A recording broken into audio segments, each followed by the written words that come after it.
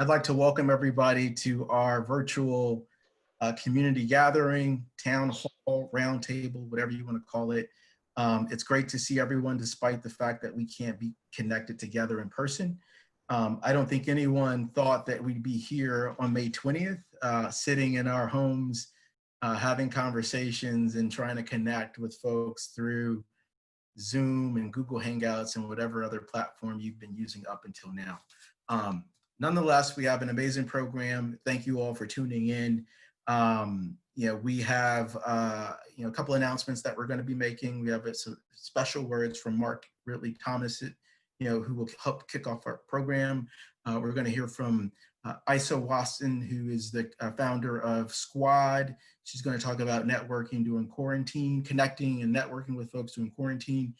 And then we have a panel titled What's Now that I'll be moderating with a couple of other, sort of prominent founders and investors from around the country to talk about how do we make sense of everything that's happened up until now as a result of COVID-19, and how should you be thinking about building, growing, and scaling your company, raising capital, building a team, keeping a team on your budget, and staying afloat, as well as maybe looking at ways that you should think about looking for a job or tapping into opportunities, even though the odds might seem like really unlikely or tough right now. And then we'll have a final sort of closing with some Q&A, and then we'll wrap up. Originally, we were supposed to have Urban Tech Connect conference this week, but as a result of everything that's happened, we had to postpone to the fall. So that conference will be happening in September. The dates are September 16th and 17th. We'll be posting links later in the program for you to just sort of see how the program is coming together. I thought it made sense to bring some of the speakers and participants from the conference to join in on this virtual sort of huddle to talk about, what are some of the relevant topics in sort of ideas and challenges that we all been dealing with over the past 2 months, just to sort of make good on time and, support our community in ways that I think, we need to be supporting, overlooked, underserved communities.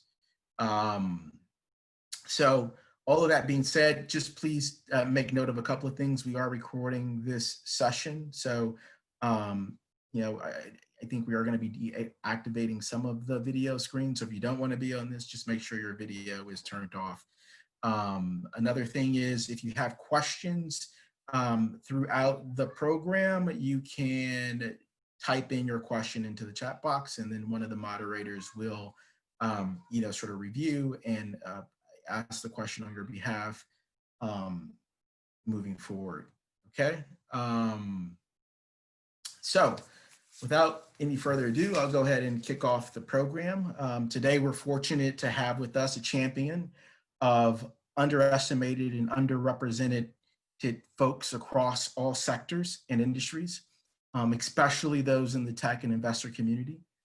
Supervisor Mark Ridley Thomas is the outgoing supervisor for the 2nd Supervisorial District and brings to bear more than the 30-year career that includes serving as executive director of the Southern Christian Leadership Conference, serving in both houses of the California State Legislature, and as an LA City Councilman.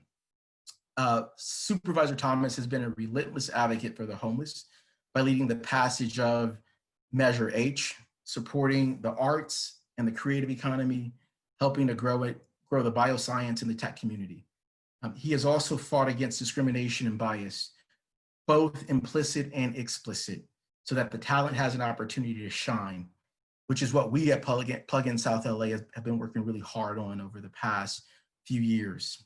He could not be with us today, but prepared a short message to share about how COVID-19 is impacting our community and what LA County is doing to counteract this crisis. So we'd like to share with you his message, and then we'll go from there. Working on fixing that, so just give us Thank you, Derek, for that introduction. It's an high honor to join you all and welcome this community of startups, founders, students, and entrepreneurs. We know that COVID-19 pandemic has truly been a crisis of tremendous scale and impact. Everything we do, from how we work, how we shop, where we can Eden, with whom we can celebrate, has been abruptly and definitively redefined. It's safe to say that our lives have been disrupted, to use the tech community's notable mantra. We know that different communities will be impacted in different ways. I believe there is a saying that notes when the larger economy catches a cold, minority communities get the flu. In South Los Angeles, I view this as an opportunity to double down, to support entrepreneurship, and to bet on the talent that is here and lead us out of this recovery. Uber, Airbnb, and others were founded during the Great Recession. And as a result of this pandemic and the fatigue of staying safer at home, we're all hungry for the delightfulness of creativity and the innovation of new ideas. I want to briefly share a couple of ways I've seen the local community respond. Restaurants have taken the leap online to integrate tools and services for online ordering and delivery, which I thankfully partake in. The farmers market in South Los Angeles has pivoted and is now providing fresh produce in boxes that can be picked up and delivered. The local university has stepped up to increase access to more testing by partnering with the county to provide the community with free COVID-19 testing, because that is the way we can beat this pandemic. The pandemic has also accelerated innovation from government in ways that simply weren't in the realm of possibility, is absent from the magnitude of what we're dealing with. Much of the county's workforce is working remotely from home for the first time. The county launched the first in the nation initiative to repurpose vacant hotel and motel rooms for the vulnerable, elderly, homeless individuals and couples who have no symptoms but yet are at higher risk of contracting COVID-19. Here in LA, in just a few weeks, LA County has signed agreements with hotel owners and secured over 3,000 rooms at 30 hotel and motel sites across the county. The county launched a new business assistance program to provide roughly $13 million in microloans directly to small businesses. We have been very busy taking every advantage and opportunity to find ways to serve people well, especially our most vulnerable population, because that is my passion. I hope you will view this as an opportunity to dig deep and unleash the pent-up innovation that I believe is resident within you. Continue your journey, build, network, learn, and grow your endeavor. Together, let's channel the energy and creativity to go long on South Los Angeles and its dynamic startup community. I thank you. That was awesome. And, I think he said a couple of words that are important to me. I think as we all are figuring out how to navigate in our own ways as a result of the disruption caused by COVID-19, it's important that this community comes together to figure out ways to support each other, either as founders, whether it's our community-based organizations, whether it's our students, whether it's our small businesses. I think we really have to put our collective minds together to figure out how can we support not just sort of tech in South LA, but sort of the other parts of South LA that are impacted by tech's success in South LA, whether it be education, whether it be nonprofit organizations or community-based organizations, whether it's homelessness, whether it's healthcare, food. You can fill in the blank, but I really think the goal of this sort of roundtable and conversation is, one, to provide you with resources and tools to help navigate, to provide a forum for you to think about some of the opportunities or challenges that are sort of presently in the way or standing in front of you, and how to sort of make sense of them. So that's what the takeaway is, or should be the takeaway for this call and this meeting.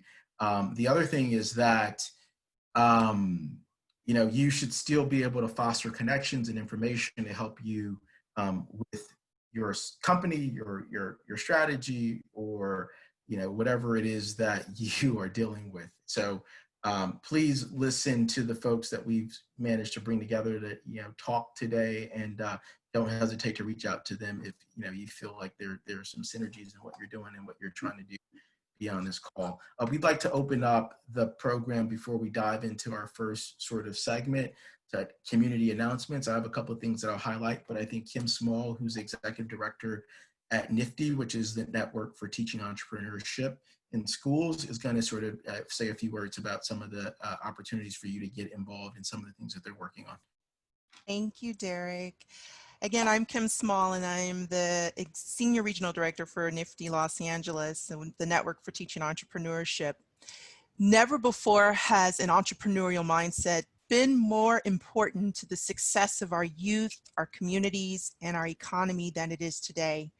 NIFTY knows that preparing young people to be career ready for future focused as students, entrepreneurs, and engaged employees, it's crucial not only to building an inclusive and vibrant society, but to finding solutions to situations like this pandemic and the economic uncertainty our nation is facing.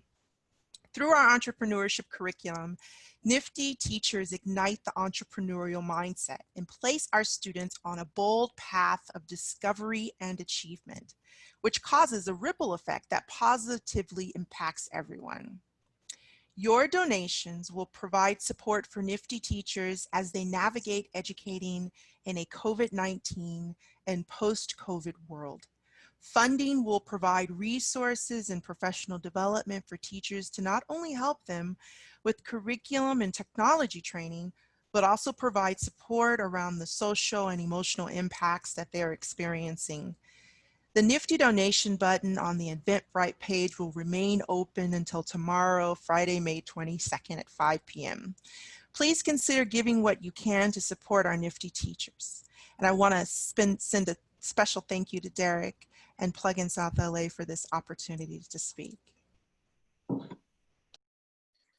Thanks, Kim. I appreciate it. Another thing that I want to announce is Grid 110. They are rolling out an accelerator in South Los Angeles, and they are taking applications for their next cohort. I think the application deadline is approaching, and we are including a link for any of you founders out there that are interested in applying.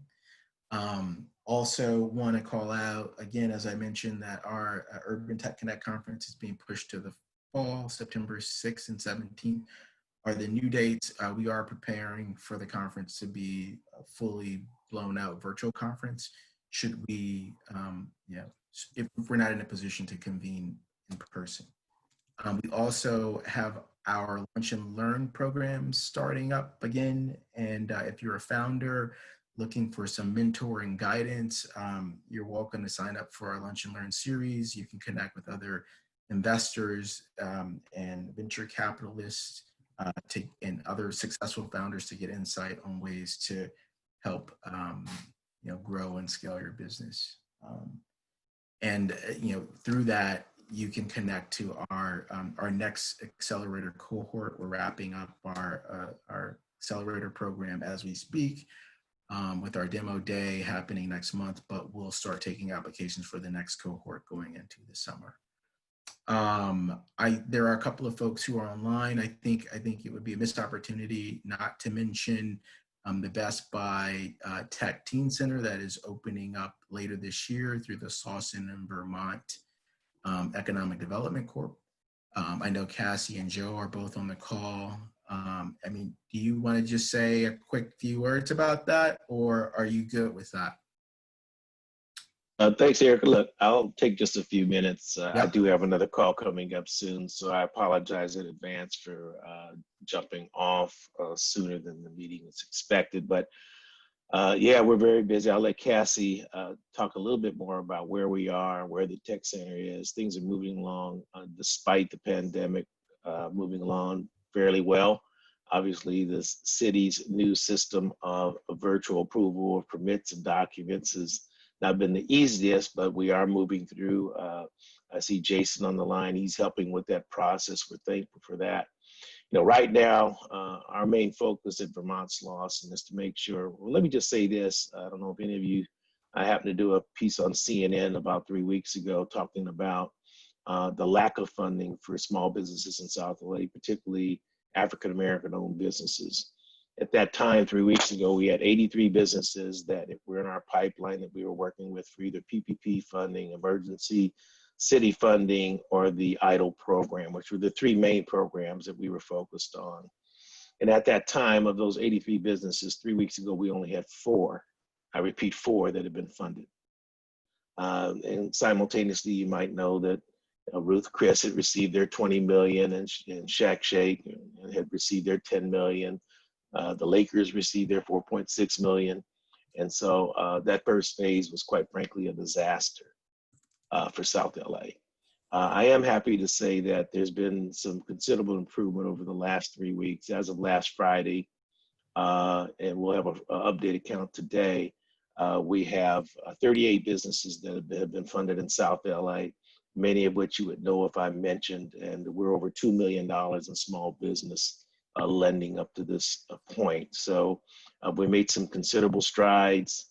There's more to be done. There is still money on the table. So despite what you might be hearing in the community, there is still money available. You should submit. You have nothing to lose. But as I close, the other piece is SBA just released the criteria for the forgiveness. And we have to remind these 38 businesses that these are loans until they're forgiven. And it's easy to fall prey to these 1% loans for 2 years, but 2 years comes fast. And these loans are amortized over 2 years. So if you get a $50,000 loan, guess what? You're noticed an additional $2,100 of whatever your operating expenses are. So if your debt service in a regular loan, you have this on top, add $2,100 on there for the next 24 months. So right now, my team is really focused on working with those 38 businesses to make sure they assemble all their payroll documents, get those in so we can get 100% forgiveness on all these loans. With that, I'll close. Thanks for the invite. I'll stay on for a few more minutes. I think Cassie would, if you have time, to give you a brief snapshot of where we are at the Tech Center. Thank you very much. Great. We're a little sort of tight on time, but if we do have some more windows, we can come back to Cassie. Sure. Thank you. Okay. So yes, I think those are the announcements that we wanted to cover. Thank you for that, Joe. Really appreciate it. So without delaying the program further, I'd like to tee up Isa Watson, the founder of Squad. Isa, has an amazing, sort of background, and she will tee up, tell you a little bit about herself, before she sort of kicks off. But she is one of the few founders that joins the category of founders who've raised over $3 million for venture capital to grow and scale her business. And, she has an interesting, take on ways that we should be connecting with each other and networking in an environment and climate where we are prevented from physically engaging with each other or connecting with each other in the real world. So without any further ado, please welcome to the stage, Isa Watson. Thanks. I feel like I should make a grand entrance, I should have walked in from the side and sat down here, Thanks so much for having me, Derek. Really excited to chat with you guys today. The topic I'm going to be talking about is really how to maintain the connections that you have and how to grow those connections in quarantine. Derek mentioned my background, so very quick recap. My name is Isa. I'm the founder and CEO of a tech company called Squad. Squad was born out of the need for real human connection in the way that we engage with tech. We are very complacent with loose connections online. The Instagrams of the world, the Twitters of the world, where we think that they're our friends, but they're really not. And so there's opportunity for a second generation of social products that actually help facilitate meaningful human connection and help people build friendships. And before that, I worked on Wall Street for some years at JP Morgan in New York and Hong Kong. And before that, I was a diabetes chemist and data scientist at Pfizer. So I've definitely had a few, random eras of my career. But on the topic of connection, the thing, I want to make 3 points quickly as I give this brief overview. But the first one is that in order to connect with anybody, it's first important to take care of yourself. And I tell people all the time, I say, we have to make the distinction of, this hair is like getting on my nerves. We have to make the distinction of working from home versus working at home during a pandemic. And I think that in March, when, a lot of people shifted to work from home, when, for the people who could work from home, it was like, oh, I'm really excited. I don't have to do my makeup. This is great. I can just lounge out in my pajamas all day. But as that kind of progressed, that trend progressed, it took a toll on people. It took a toll on a lot of people. I had a conversation with a squad member just yesterday, and she said to me, Isa, I'm literally, crying all day because I'm just so overwhelmed and I'm really exhausted. And one of the things that I found people doing was saying, okay, if this is my work schedule during the day, I'm just going to transition that to work from home. And that doesn't necessarily work, because when you're in the office, it's a different environment than when you're at home. One of the things that I found worked really well was developing and experimenting with a routine. For instance, I start my days about 9:30 with our team calls, and then I usually hop on the Peloton. Or at 2 o'clock randomly, I'll say, hey, I'm going out for a drive. I need air. And so find out what you need to do in order to kind of build it's just a sense of normalcy for you to the extent that we can feel normal. And so I think that's, the first thing, like I said, making sure you take care of yourself, finding that routine, and also being very patient and compassionate with yourself. We don't have to solve all the world's problems right now. I think I saw this tweet about Shakespeare wrote his best works while quarantined, and Newton created calculus while quarantined, and why can't you do something so phenomenal while quarantined? And I've always told those people just to fuck off, because we're really going through a global trauma together. So that's the first point. The second point is on personal connections. I have my notes here. So I've always talked about the breadth of connections and the depth of connections. And I think that, like I said, social media has made us become really complacent with these, broad stroke, loose connections. And, I think that building your network of your network of friends is really important, but it's also important to go deep with the people that you are currently friends with. And so, for instance, as far as those going deep, I'm asking you, this is a rhetorical question, but have you taken the time to reach out to friends who you've lost contact with? Or have you taken the time to delve a bit deeper in some of those existing friendships that you've had? And the one thing I want to talk about is also the medium for this. So, for example, we're on Zoom. I know we're on Zoom. Zoom is very useful for this, but we don't have to be on Zoom for every single interaction. We don't have to be on video chat and house party for every single interaction. Even with squads, we've made some of our meets completely audio only. And I think that's really important, like changing up our habits. Pick up the phone to call people.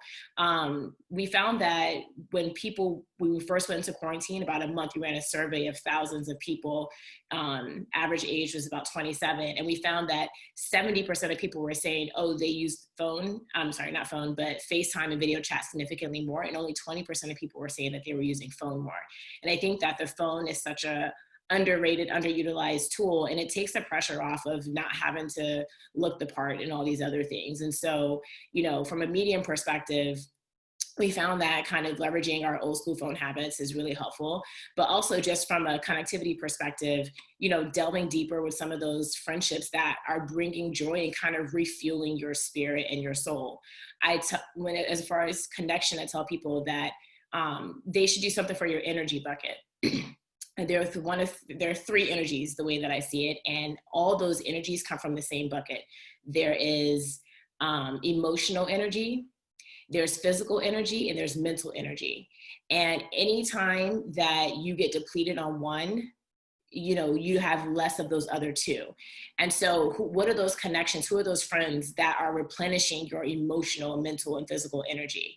The second thing is on making new friends. It's really hard to make new friends. It's really hard to, we have a big college demographic on our app as well. And they're very miserable because they went from meeting new people pretty much every day in class, in the caf, in the library, to meeting no new people. And so if that is something that you want to extend yourself to do as a way to kind of replenish your energy, that's something that you have to make a concerted effort to do. Make yourself or hop into different virtual events. Apps like Squad, our app, helps you be able to do that as well. And so those are my 3 points on the personal connection side, the medium, so leveraging Phil more, but also just kind of delving deep. So those depth of connections and going broad when it makes sense for you. And the last point I want to make is on professional connections. And I want to, and networking, during this quarantine time. And I want to be careful about how I talk about this because I don't want to talk about it in a way that makes you feel pressured to expand your network and to do something monumental, because I just mentioned that example about Shakespeare and Newton.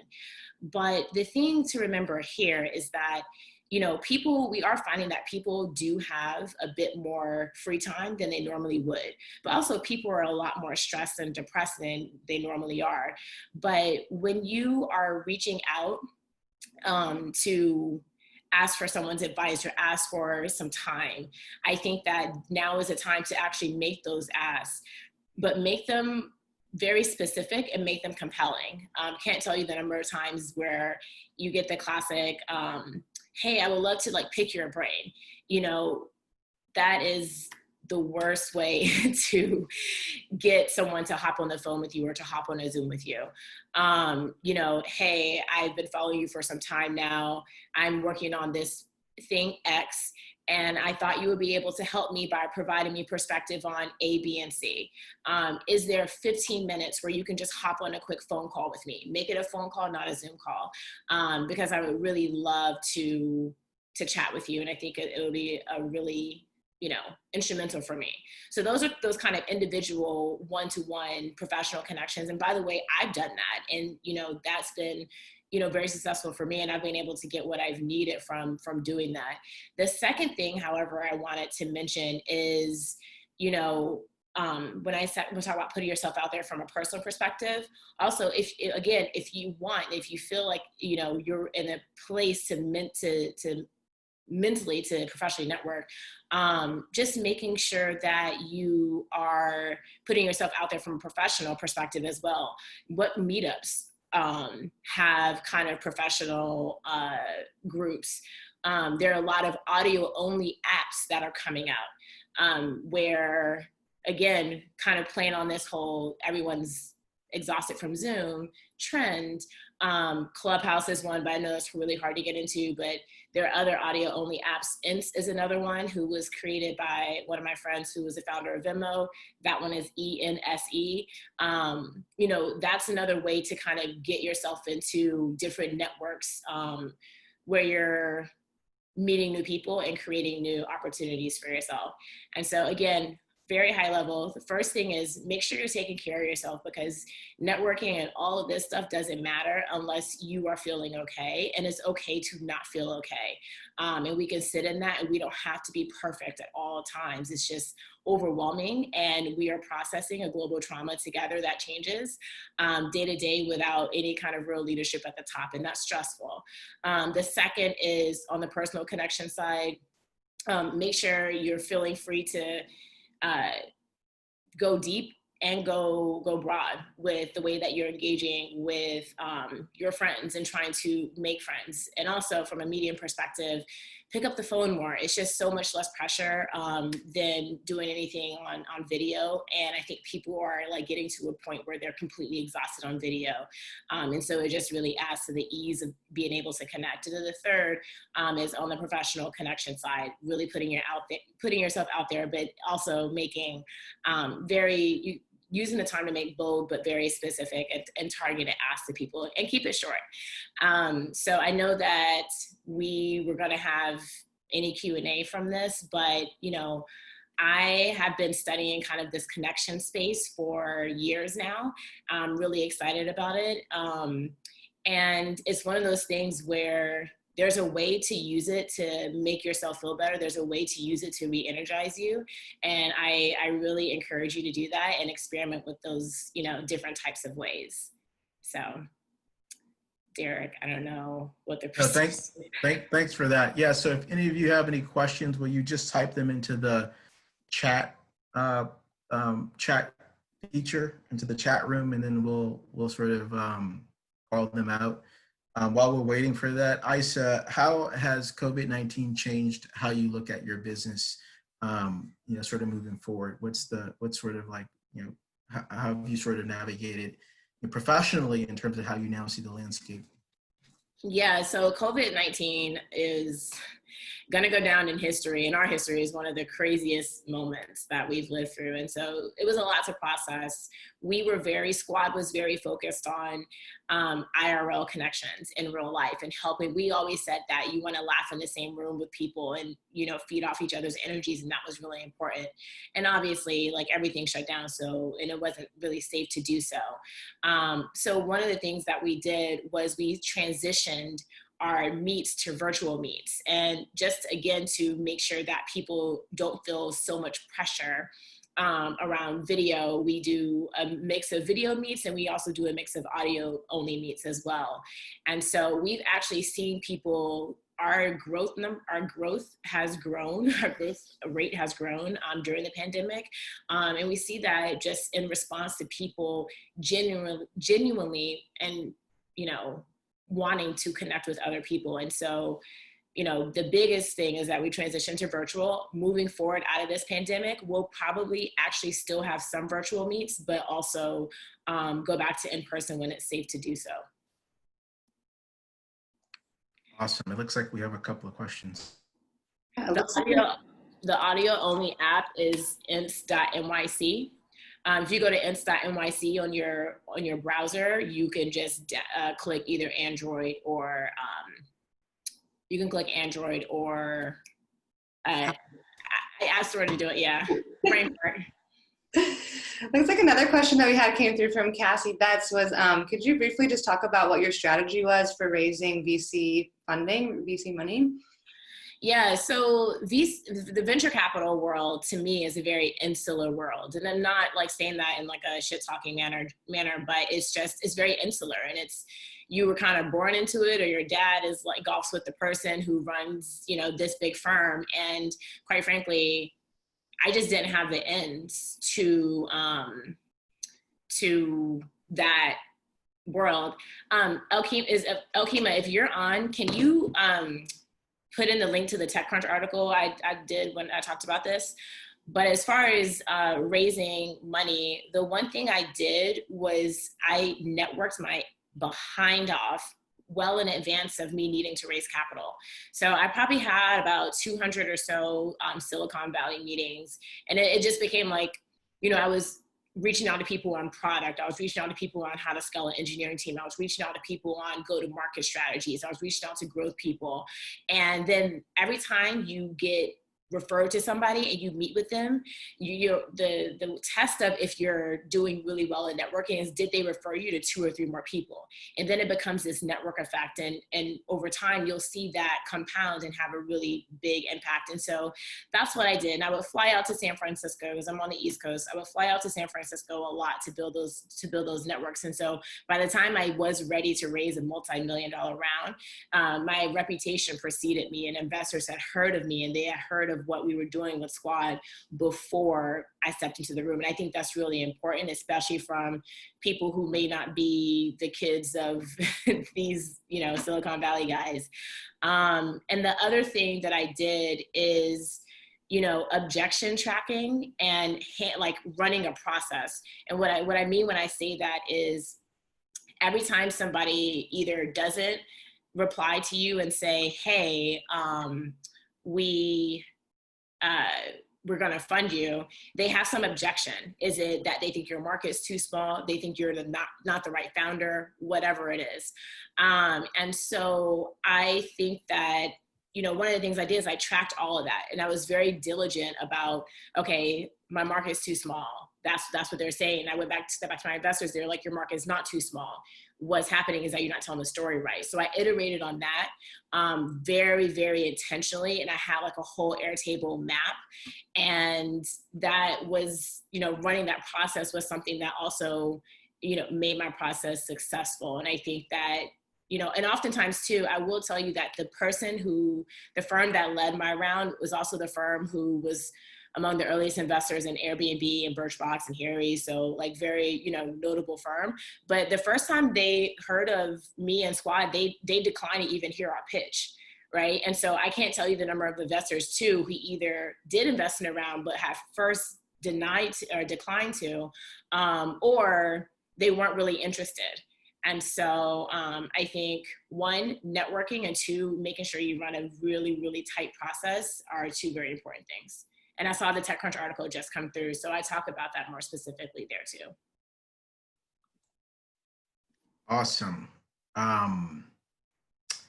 Is there anything that founders should do differently in this current climate as they are navigating, staying afloat, raising money in the company? Like what, or is it more the same, or do you have to really sort of flip up how you approach, sort of raising capital now because everything has changed?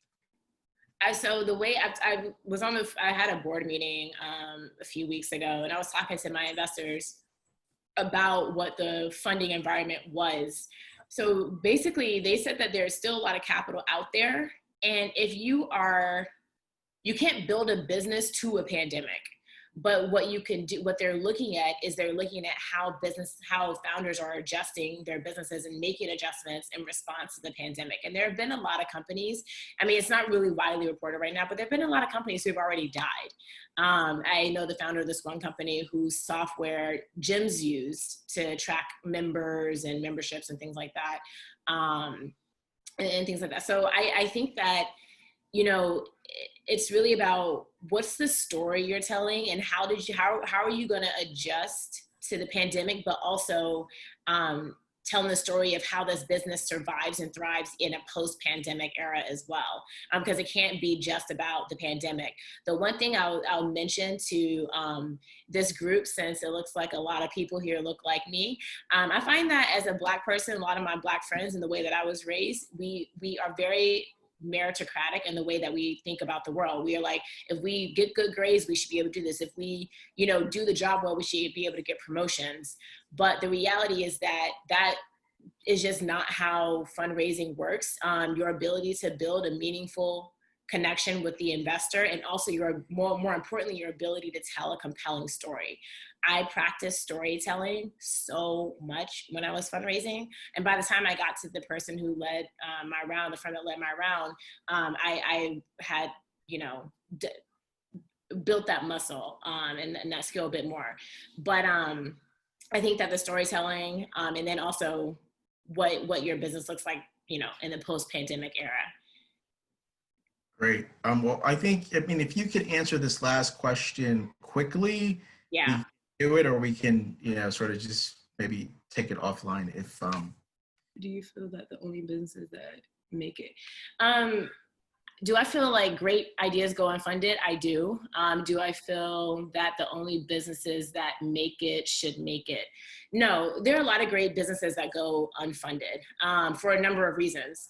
I say this all the time. Venture capital is not the only source of funding.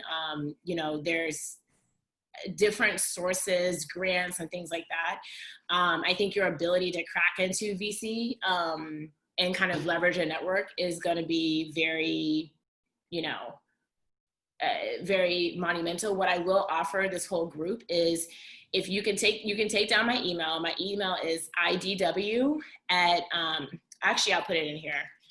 I'll put down my email. If you're raising money or have pitches, et cetera, if you send me your deck, I can tell you if there are any investors that I work with who I think may be interested, and I can actually forward your materials on. Having a founder refer you to a founder that they like refer you is also really important. And it's things like this, like having us collectively leverage our network to do that. But yeah, a shit ton of businesses go unfunded that should have been funded. And I'm happy to be helpful where I can. And that is a perfect way to end. We really appreciate your time. Thank you so much for being present this afternoon. This is exactly what this platform is about. It's like, how do we build community and support people as we all try to navigate, the present moment. So thank you for your time again, much appreciated, and let's stay in touch. I'd like to tee up our panelists for our next conversation. What do we do now? We have an amazing cohort of more founders who are doing amazing things around the country. We have Travis Holloway of Solo Funds. We have Melissa Hanna, founder of Amahi. We have Carla Ballard, the founder of Ying. And we have Jarrett Tingle, the co-founder of Harlem Capital.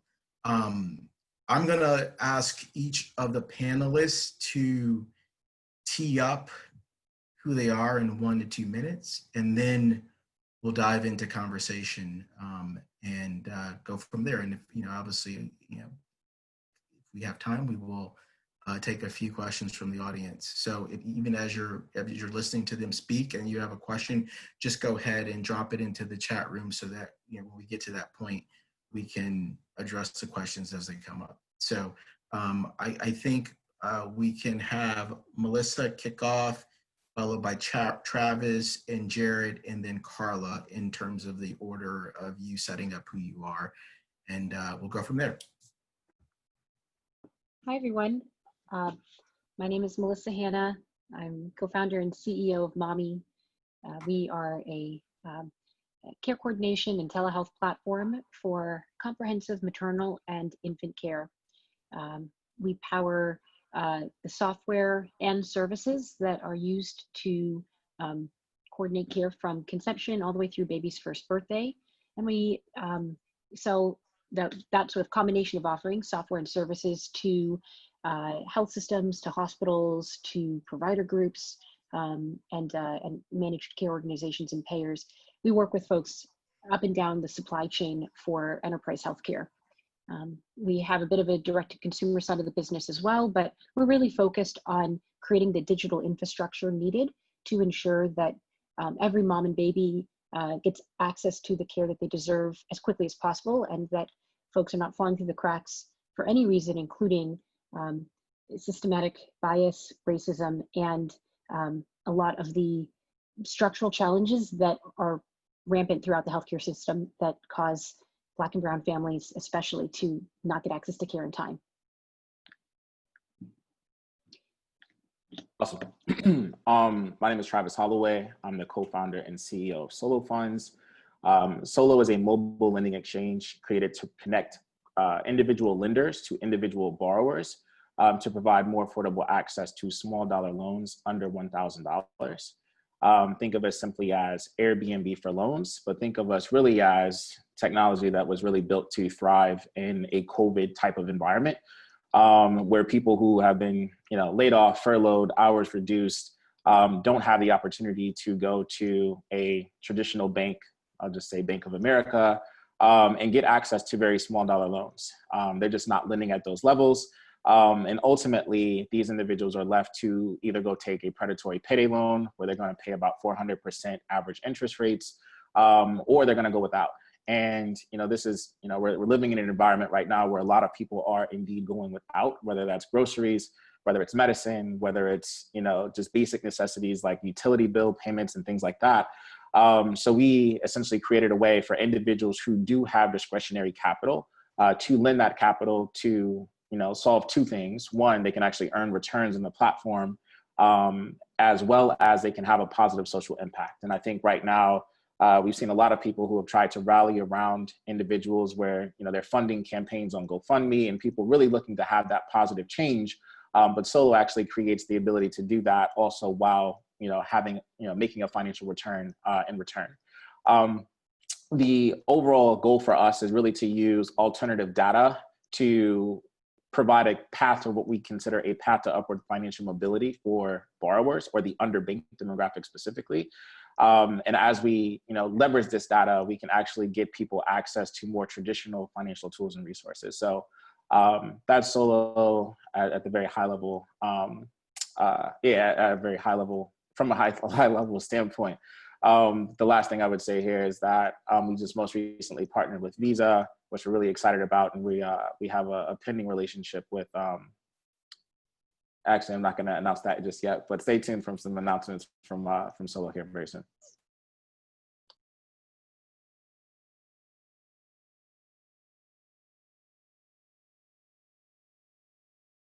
Jarrett? Hi, everybody. Just having some issues with the virtual background, so trying to figure that out. It's the first time using one, and not a great first start. But don't worry about it. Yeah, we're all probably. Yeah, no, glad to be here. I missed the exact instructions. I'm sure we're just doing bios, but so I'm Jared Tingle with Harlem Capital. I'm a co-founder and managing partner. About the firm, we originally started out as an angel syndicate and then turned into a VC fund about midway through 2018. Closed our first fund in November of $40 million. We're a seed stage fund. We focus on investing in women and minorities. We're generalists. We invest all across the US. Have done 15 deals so far, targeting 30 total in a portfolio. So happy to talk about all things VC, our journey, fundraising, and whatever is helpful. I guess personally, I'm just from South Jersey, outside of Philadelphia, if there's anybody in the region. Nice.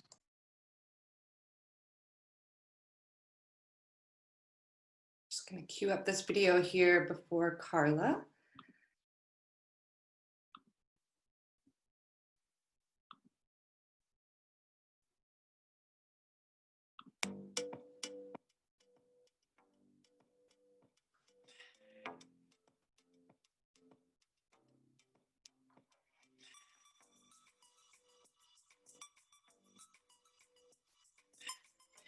Can we turn the volume up just a little bit?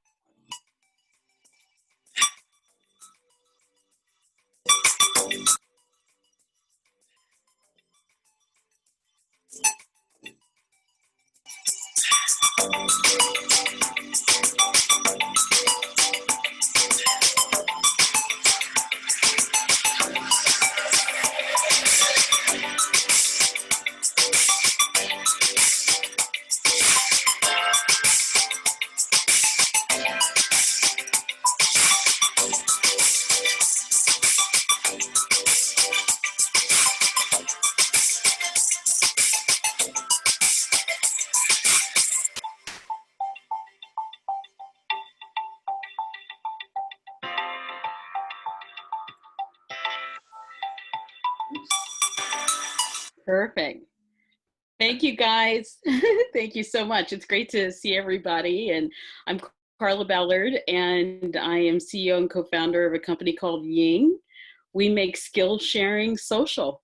We really truly believe that this is the opportunity now more than ever to bank on our network. And we're solving the problem around liquidity. In many cases, when we talk about, especially in the context of COVID, with a lot of people not having access to financial capital, one thing that we absolutely have access to is social capital.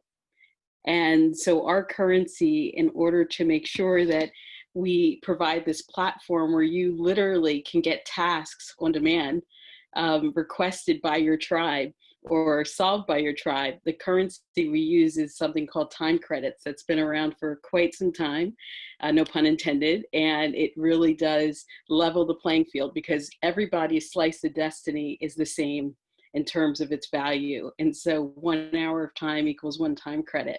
And we're relaunching the platform June 15th. And so I'm excited to be joining this panel and to dive into the conversation.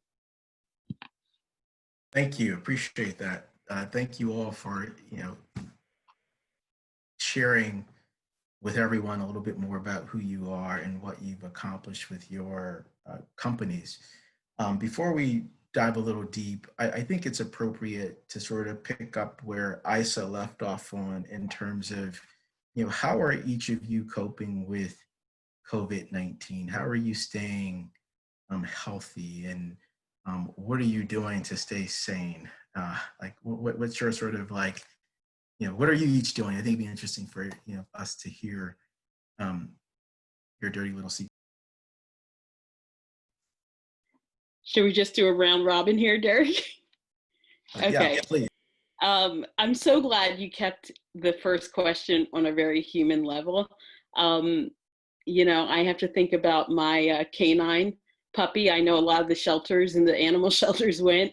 I've had Scout for a long time, so that's a huge part. Being able just to have my little one with me. But, when I think about the personal routine piece that Issa talked about, that was so valuable and so true. So just being able to wake up and have some type of routine, for me, meditation is really big. Getting grounded, there's, I'm a little woo-woo sometimes, so I do go out and I put my feet right there in our backyard, right on the ground, and so I think being able to just settle in and just saying, this is not a movie, this is real. No one's coming out to say we're punked. So the minute that, I can just sort of be in the reality of it helps. I'd say second is every type of disaster or drama or whatever that might pop up in your life is an opportunity for you to step back and say, what's the opportunity for me to learn here? What's the opportunity for humanity to learn? So just kind of going through some of those key questions and jotting them down, journaling them, or recording them on Ints.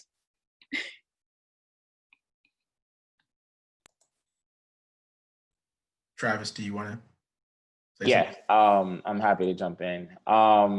Sadly, I think I'm becoming this is becoming normal to me. I think I have like an adaptive behavior trait to where I just kind of, deal with things as they come and just figure out how to navigate through it. With that said, when I get really down and want to get out the house, living in LA definitely helps versus where I was previously in New York. But like I go to Target. And it's just like one of my favorite things to do. And it's like my little outlet to get out of the house. And I'll get fully dressed. Like I'm actually going to see people that know me. And I'll go to Target and walk up and down aisles and walk out with, more bottled water that I don't need. But overall, health and fitness has been, if you don't have time to work out now, first of all, you have time to work out now. You likely had time to work out before, but you just didn't prioritize it. And, it's something that I've made a focus here during quarantine. I think the quarantine 15 is probably real, and it's probably more like quarantine 30 for those on the East Coast and on the far West Coast like we are. But that's it. I've enjoyed the balcony quite a bit and just kind of set the laptop out and get some fresh air when I can. But in general, there's nothing on Netflix that I feel like I haven't seen as well. So if you need any recommendations, let me know. Thank you for that. Jared? Yeah, from a business perspective, it's been pretty good. I'll say that we're in a pretty decent spot. We're grateful for sure because we closed our fund before all this started, and we're new because we don't have a lot of portfolio companies. We don't have a long tail of companies that are just dealing with funding issues. Most of our companies have raised money relatively recently, so they're pretty well capitalized. So definitely grateful from that perspective. 1 second. So unlike, I don't have as much time as Travis, mainly because we have a 9-month-old who's currently exiting the room right now. Oh, congratulations. I think for parents, it's been extremely tough, right? Because unless you have a live-in caregiving situation or they live in the same community, it's kind of tough to have someone else come inside your house every day, especially if they have to use public transportation. One third of the country is dealing with this right now. And even after we get some of the stuff back in order, until childcare and education is firmed up, there's not really going to be a recovery the same way. Me and my wife both work full-time jobs. So it's actually been really taxing from that perspective. But I think we're adjusting to everything else. I mean, there's definitely a blessing being around your kid more. You still got to do errands, which take more time now if you got to wear the mask and wait in line and stuff like that. But ultimately, I feel very grateful to have my health and safety, and then just trying to keep morale up on the team. I think being on with some space would be nice right now. We're making the most of it, and then we're just grateful that from a business perspective that everything is going pretty well. Who's working the night shift? we trade off. I mean, we had to adjust our work styles. We're both in the living room all day. We just kind of trade off as much as we can, try to share our calendars and make it work, but getting through it. Awesome. Melissa? Well, I would say for us, it's been, there's been an uptick in our business. And so from the company standpoint, and just running a business during COVID-19 as a digital health platform, there's a lot more demand for what we're doing. That is exciting, but also creates a lot of conflicting feelings for the founders, for the employees. We, like as a founding team, we make it a point to acknowledge on a regular basis with our staff that this is this is a weird time, and we know that people are going through all sorts of emotions throughout the day. You can be really excited to land a new customer, really excited to onboard a new hospital or new provider group, and then also feel very stressed the next moment thinking about preparing lunch for your kids and trying to just get through the afternoon with homeschooling and having to share the laptop with someone else who has to do their own Zoom call, whether that person is your partner or a 5-year-old in the house. And we've seen all of that as the challenges that our staff are facing. We're still trying to come up with rituals that we can participate in collectively to talk things through, to de-stress. A lot of the bets that our company placed, and a lot of our early employees who joined us years ago, placed in imagining a world where virtual support would become an accessible tool to be used in maternal health care. And eventually, like we wanted to see more adoption of what we've built, but not under these circumstances. And so that's probably the biggest complexity internally that we're dealing with, that goes beyond just running a business on a day-to-day basis. For me personally, it's just trying to hold it together as the CEO and be vulnerable enough to share that I'm also facing those feelings, but also not be in that space all the time. Like I also have to just have a plan, and I need to demonstrate that kind of solid leadership on a daily and weekly basis. So I would say that this has absolutely absorbed my life, just the emotional and operational toll. But overall, it's good. It's transforming the company week by week as we go through this. That's great.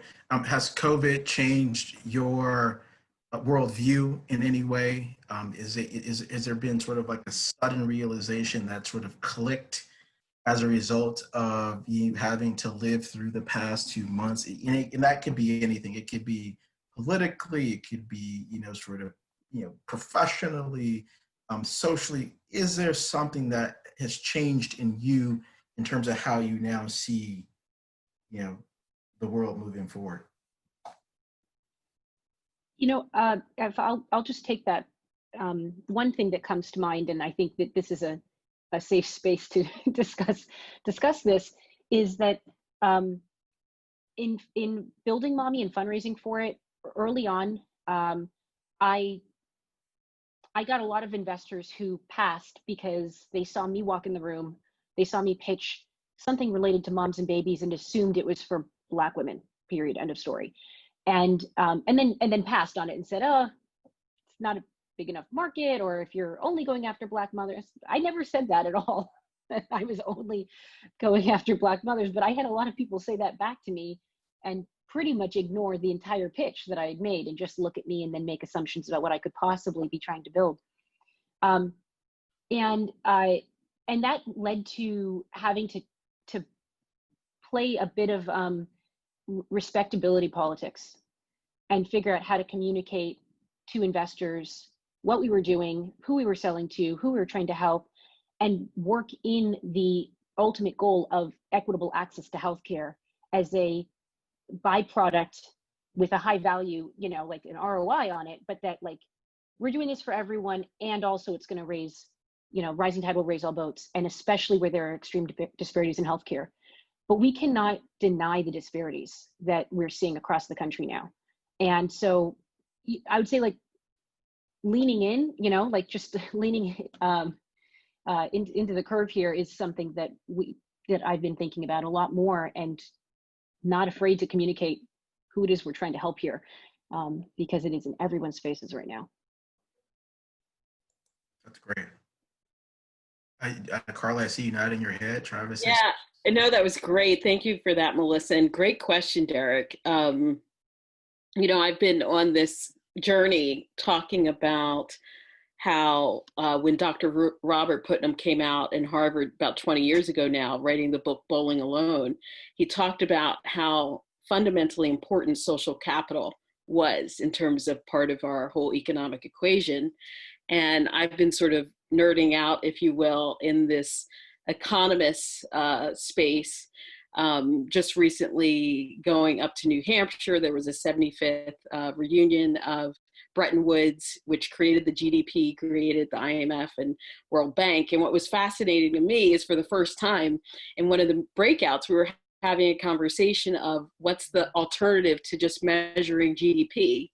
And I was with Dr. Rayon Eisler, and we were talking about the social wealth economic indicators and how this is really defining what the care economy is, which she's written about for quite some time, and how for the first time we're starting to see how essential workers, those on the front line, those are doing checkout, folks that are caring for our community every day, are finally getting measured, and they matter. And they matter because they're directly correlating to the health of our economy. Literally, they are tied at the hip. And so what I'm kind of excited about is that we are now opening up conversations to measure the care economy, to measure social capital. And we see ourselves, and we've been seeing ourselves, as the Visa platform, if you will, of social capital transactions that can happen. And so building a technology that's going to have two forms of capital on it. And this is not even talking about blockchain or Bitcoin. This is talking about connecting in a much easier way, on demand, tasks that happen already, transactions that happen already in the favor economy or the care economy, or, to the things that matter the most. So to answer your question more directly, I'm excited because I think this has opened up an opportunity now to measure, reward, and incentivize more social capital transactions. So you think that there's an opportunity to really facilitate that moving forward? That's kind of what if everything right now is validate what you've known for the past, 10, 15. So that's how you're looking at the future. I'm looking at it like that because we're already getting calls from municipalities. We're getting calls from major organizations that are in desperate need through the mutual aid movement. Folks are using Google Docs, and ours is a platform. If I always said that Venmo, the co-founder of Venmo, is an investor as well in Ying.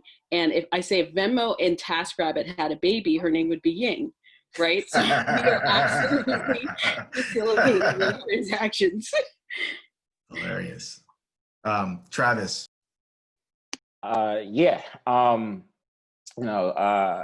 COVID has, before I even get to solo, I would say that COVID has shown us what strong leadership, how important strong leadership is, as we've seen a lot of different conflicting things, and probably not the strongest leadership we've ever had in this country, at the helm at least. So I think that that's been really interesting, just to, kind of drive home the importance of, trying to be a leader. And as Melissa was stating, really being there and taking charge as the CEO and taking charge to really steady the ship, if you will, and show what the path forward looks like and navigating through it. I think that's incredibly important. It's inspiring to see how people are rallying around each other across the country, but it's also a little bit disheartening to see how selfish some people are, and the fact that they, are putting their own well-being before the well-being of, the majority, if you will. But from Solo's perspective, I mean, COVID has been a significant opportunity for us. In the last 4 weeks, we've doubled revenue, and the need for what we're doing is bigger than ever. I would say over the last 2 weeks specifically, you know, really, really smart investors who didn't really see it before and thought we were similar to other things have, you know, really opened up and said, whoa, hold on. This thing is actually really important right now, because a lot of the companies that we invested in who depend on the capital markets and like, you know, traditional banks, that all of that credit is going to be restricted and has already been restricted.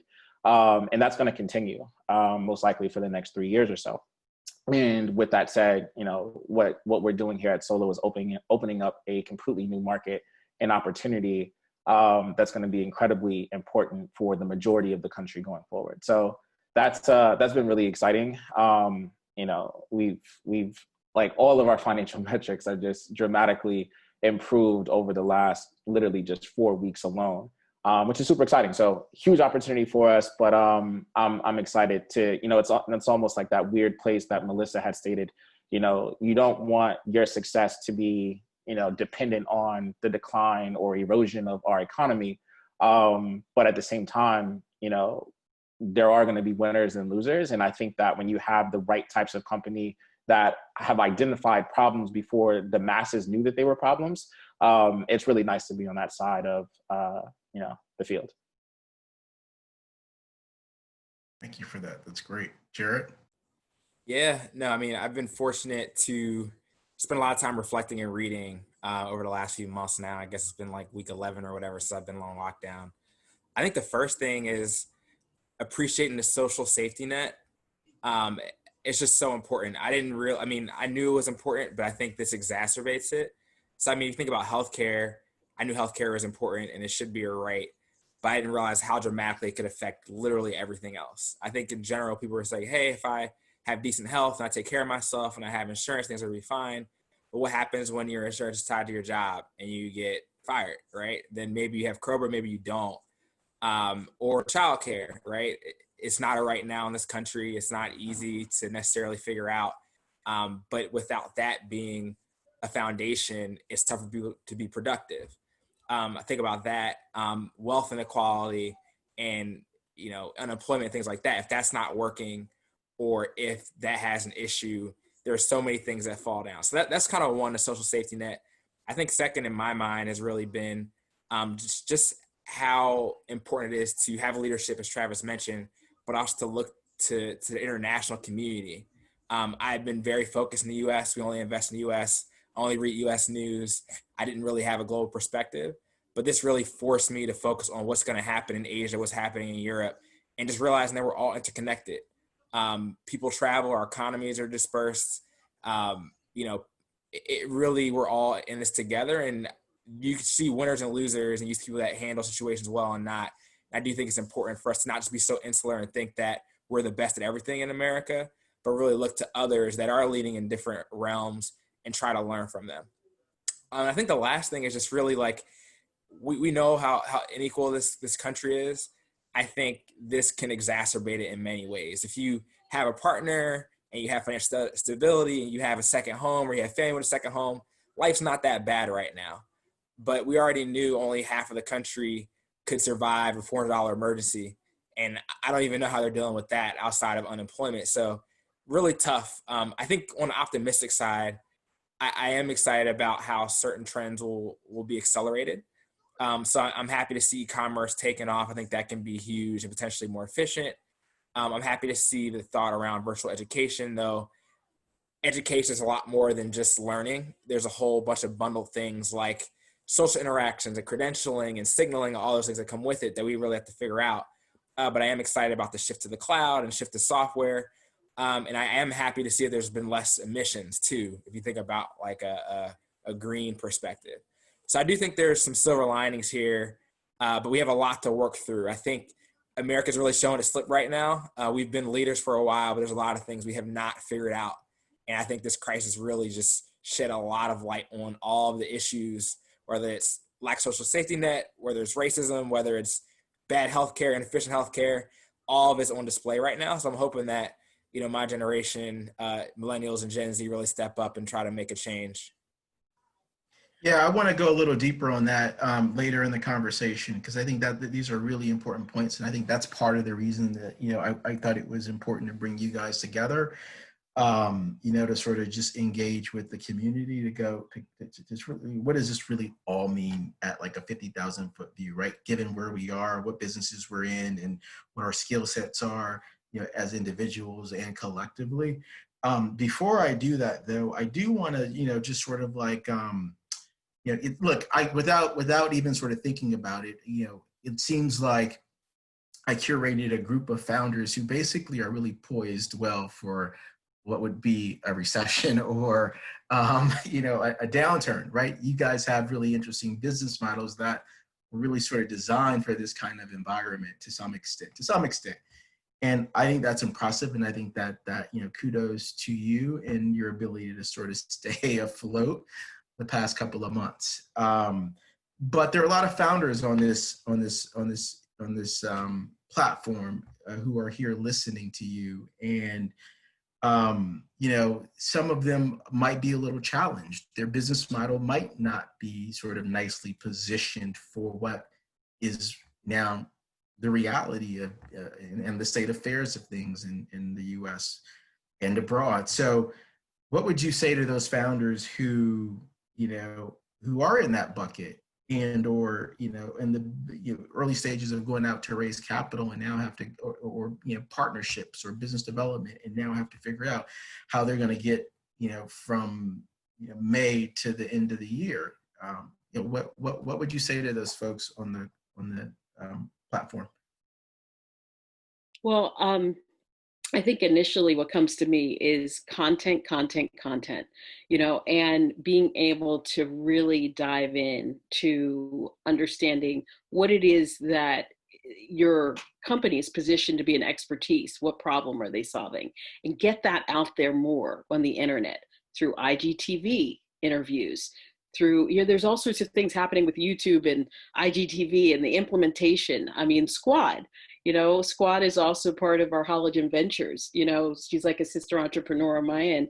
And so I think there's so many wonderful platforms now that you can actually start to leverage to get your content out. This is the time to get out front, to start diving in, and to create relationships and partnerships. We are going to get through this. There is going to be it won't be normal. It'll be the new normal, but we will get through this. And so just being able to position that way. Second is, if you're losing staff, which I know a lot of friends of mine and people that I know have lost staff. The other piece is interns. They are an incredible, being able to create an internship program, that is an incredible resource. We were able to even bring on some interns through Indeed, so it's not as expensive maybe as it, as a FTE, but I will say this, they are hungry to learn. I'm hearing from these millennials that millennials and Gen Zs that we've interviewed, they are hungry to have an experience. And a lot of them are just absolutely outstanding. So when you talk about staffing and resourcing, looking at interns, as well, that can assist you in that way. The other piece that I'm forgetting who mentioned it, I think it was Isa, grants and foundations have really pivoted now. A lot of them are also investing in for-profit companies. So it's not just that you have to have an NGO or nonprofit.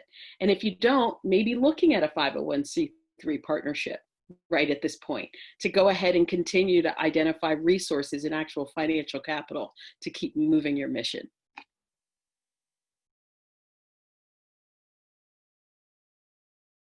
Thank you. Melissa, Travis. Well, I would add that there are both, like the question you've asked about making it through the year versus building a company beyond that. Those are fundamental business modeling and operations questions that regardless of what your business building strategy is, and whether you're bootstrapping or you're going to be seeking some kind of outside capital in any form, any type of vehicle for that funding, being able to have an answer doesn't have to be perfect. No one can know everything right now. There's a lot of uncertainty, but being able to have something that is a logical, reasonable response to the kind of business you need to build now through the end of the year or going into 2021, and what kind of business you are still committed to building long term, and being able to articulate the difference between those two models. There may have to be a difference between those. Some of the things that we know would have otherwise been viable business models and would have been fundable before this may not be in the coming months. But that doesn't mean that they won't be again. So there is no silver bullet here for any for all businesses. It really is an internal assessment that you have to do and ask that question of, what do I do? What do I need to do now, and what can I offer now to the market that can sustain, or even if it's not sustained, like keep the doors open somewhat during this time. And then, is that sustainable going forward? Is that actually what I want to build going forward, or am I going to pivot at that point? Because those are the questions that anyone else who's going to be joining forces during this time are going to be asking, whether that's a new team member, new co-founder, employee, funder.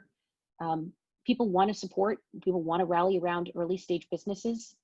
We're seeing a lot of that momentum, but at the same time, those kinds of fundamental questions about model and strategy have to be thought through. That's great. Thank you. Travis, you were going to.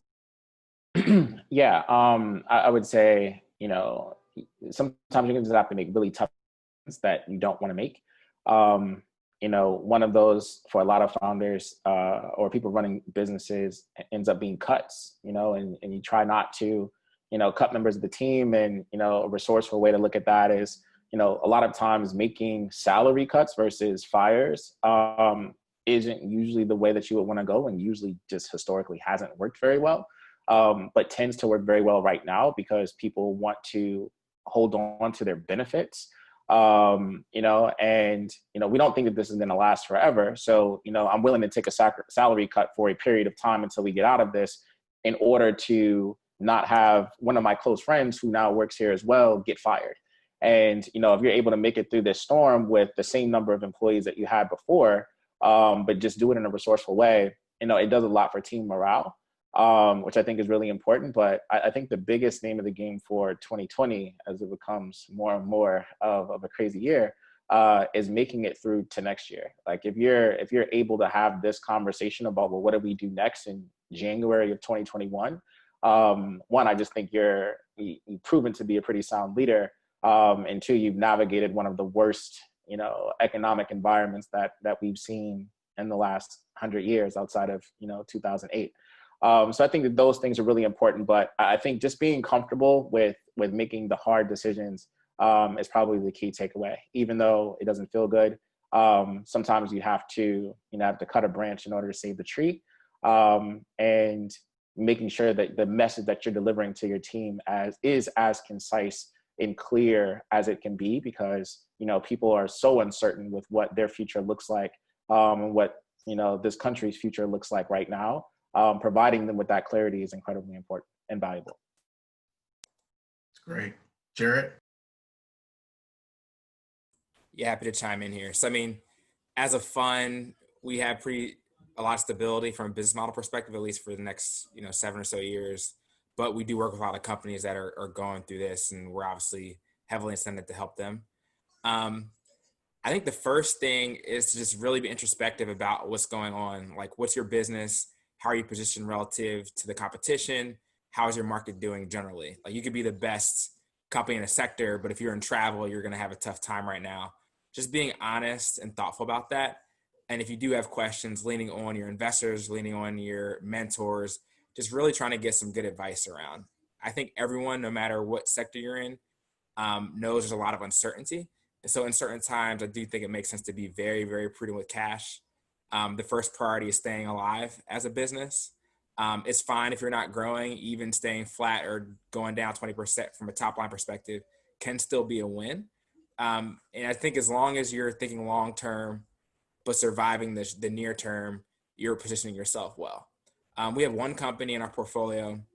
They sold tampons and pads to schools, menstrual products, and pretty good business. It was growing pretty well. And then COVID happened.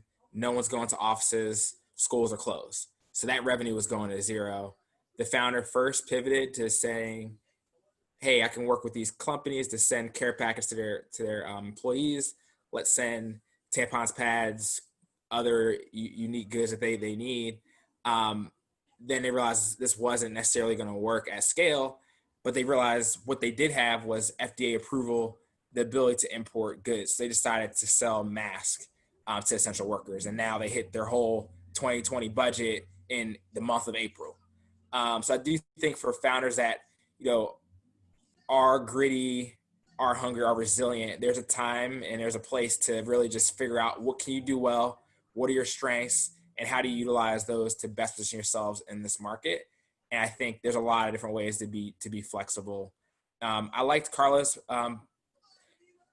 remarks about content. I mean, we're in a very unique age where you can sell products to people wherever. You can leverage earned media, you can leverage social media.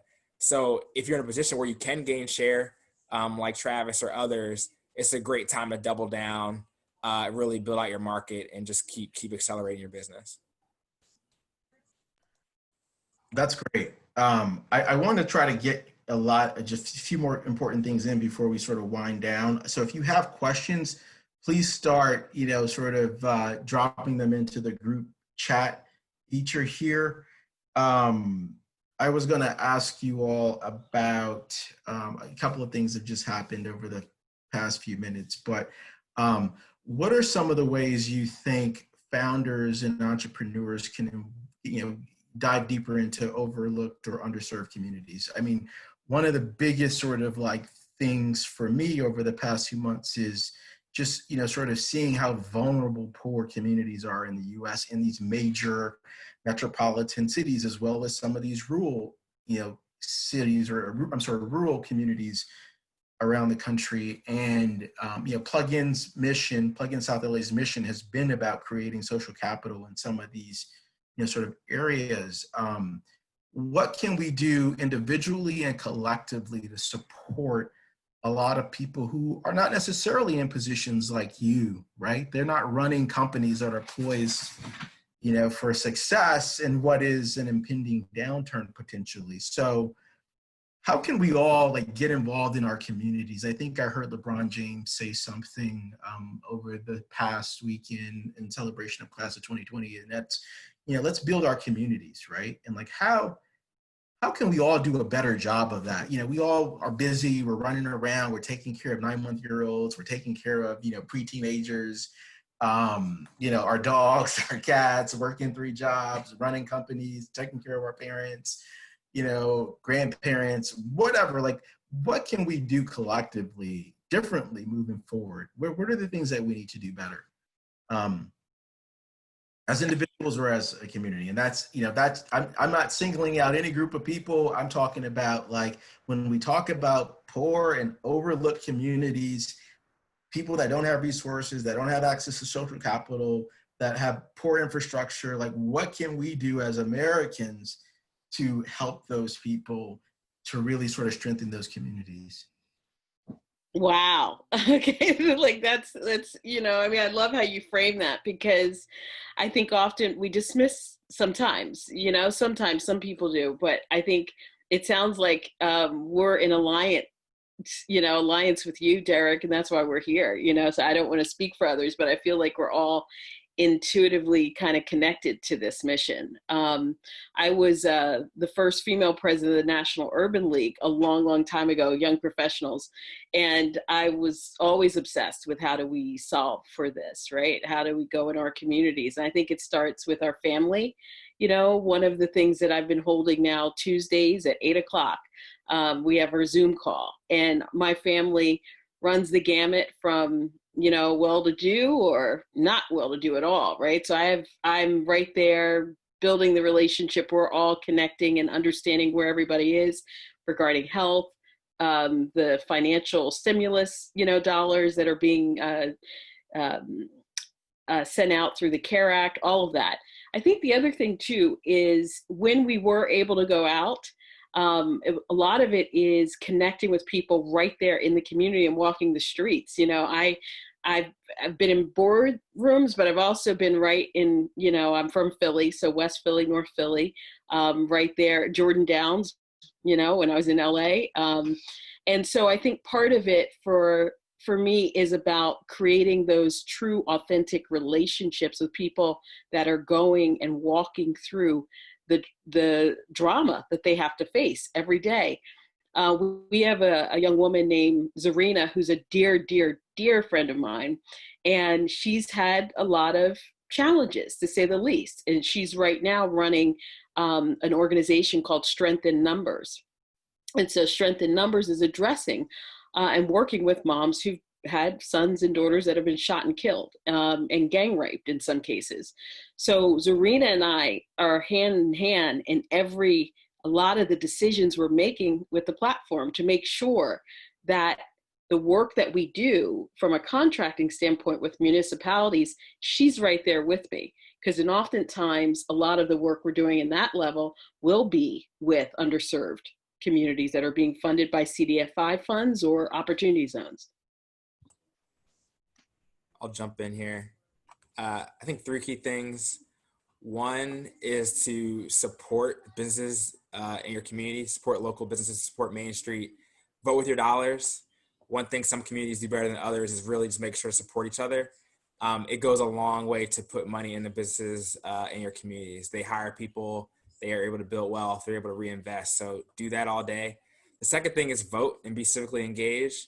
I think it's become very clear now how not just important the president position is, but your governor, your mayor, your senator, making sure you vote in local elections in the off years, stay involved, because that stuff really, it's life or death. And I think this shows that it's life or death now. And I think the last thing is, I mean, there's a ton of problems and ailments and challenges. There's also a lot of organizations that are doing this work. And I think too often people reinvent the wheel, like have this idea, I want to jump in. And there is a lot of position, there's room for people like that to innovate and do new stuff. But there's also a ton of organizations that have studied this, have started it, have a plan. They just need more resources. So really collaborating when we can, putting dollars and time behind things that do exist that are solving these problems, I think can be a very good, efficient way to help drive change in the short term. Great. I'm going to jump in just because I unfortunately have a relatively hard stop. I just said I was going to be 5 minutes late to my next meeting. But I would echo everything that Jared just said. The only thing I would add to that is, as we talk about things like social capital and building our networks, I think it's incredibly important that, we don't turn a blind eye, or we don't remain silent when we see signs of injustice and inequity in this country. And I think one of the very difficult things or lines to kind of, walk as a business owner is sometimes you feel like, well, if I'm too vocal about, the injustices that I see amongst people of my color, will that hurt me from a business perspective, especially when, you're raising Silicon Valley dollars and things like that. And I think the world is changing in a way to where I think that we have to do that because, it's not your ability to raise funds are not going to be, shattered from that. I don't see that because a lot of the ways that we are perceived when we walk into doors are because of that's how we're perceived from what they've seen on TV or what someone else has told them. But when we just think about the way that people are being treated in New York City, where, I spent so much of my life, and what I'm seeing from, the police department on down and across the country, we can't not say anything. And I really admire LeBron, to your point. The fact that he's just standing up and speaking out and is not afraid to let his voice be heard when he sees these types of injustices in this country. And I think it's really, really, really important. Thank you for that. Melissa, you something? Go ahead. Well, I just be echoing what everyone else has shared. Okay. We are,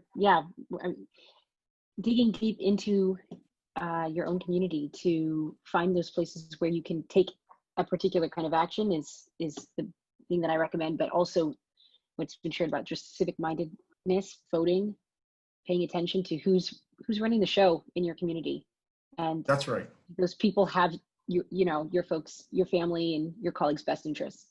Right. I'm so glad you all said that. A question that if you could just give me like a 5 minute, 1 minute answer, a 1 second answer, sorry.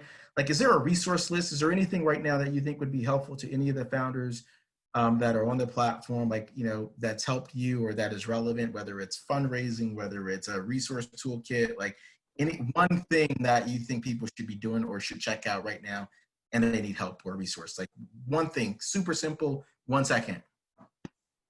Okay, I'll say instrumental. If you guys don't know, just put instrumental foundation grants. Again, instrumental. Got it. Travis. I'm gonna say a similar thing. LISC, LISC, is doing grants to small businesses that have been affected by COVID. I think funding right now is probably one of the biggest things for founders and the scarcity of it. So I would also look at that. And take advantage of the webinars. I mean, there's 1,000,001 webinars right now because people don't have a lot of other things to do and they're continuing to try to remain engaged. So there's just so much free information going out. I'm doing like 3 to 4 webinars a week. And they've been phenomenal for me just to, take things and incorporate them into my pitch to where I can share a different story and things like that. So those are the things that I would say. I'm going to gracefully exit. So thank you for being here. I appreciate it, and shout out to all the panelists. You guys killed it. Thank you. And on that note, I'll let us all wind down. I know today is like Friday because it's a holiday weekend, so we can sort of wrap it up. But one thing that I will leave with the panelists, and then sort of the folks of you who are on the platform. This is an election year, and this is probably the first time in my life where I feel like we have to step up our game politically as Americans to really hold, municipal, state, and federal, sort of leaders accountable to, what is sort of like the reality of the American dream as we, sort of realize it, right? And we really have to become more engaged politically. I'm Generation X. We are the apolitical generation, but I think I realized my point where we really have to get more involved. And, for all of those other constituencies behind me, this has to be the year that we do what we have to do to really make this country great. And here's the thing. This is an amazing country when you look at our political system, the checks and balances and the tools and the system. It's an amazing country. And I think just imagine if we were engaged in a way that sort of optimized what our country is designed to do. Just amazing. Just imagine how much more amazing it will be. Now, we're not a perfect country. We know that. No one has to talk about how imperfect we are. We know that, right? We know what our weaknesses and what our failures are, but I still think this is one of the most amazing countries in the world. And I think this has to be the year that we take our political game to the next level. And we have to spread that message across our social circles because the stakes are real. They're real. And we have to really be accountable for what it means to be American in this country. And I'm not going to make this a political platform because this is not what this is intended to be. But thank you all for being here. Thank you for showing up. Thank you for all of the intelligence. Anybody who has any questions, please feel free to reach out to us or the speakers to sort of, continue the conversation beyond here. This will not be the last time that we convene virtually. We hope we'll see some of you at the conference in the fall and or participate in some of our programs in between now and the summer. So look forward to staying connected, and you all have an amazing and safe Memorial Day weekend. Take care. Bye.